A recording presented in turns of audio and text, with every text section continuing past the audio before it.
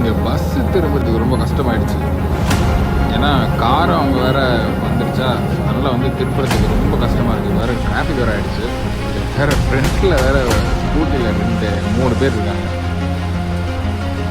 இந்த கேப்பில் எப்படி போக போகிறாங்கன்னு தெரியல. இவங்க 2 பேரும் அப்போதுலேருந்து பார்த்துட்டு இருக்காங்க என் வண்டியை.